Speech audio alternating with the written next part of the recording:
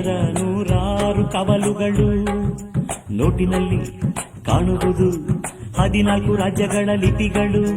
ಕನ್ನಡಕ್ಕೆ ಅಲ್ಲಿ ಉಂಟು 4ನೆಯ ದೊಡ್ಡ ಸ್ಥಾನಮಾನಗಳು. ಕನ್ನಡ ನಾಡ ಜನ್ಮದ ಹಿಂದೆ ತ್ಯಾಗಗಳ ಕಥೆಯಿದೆ.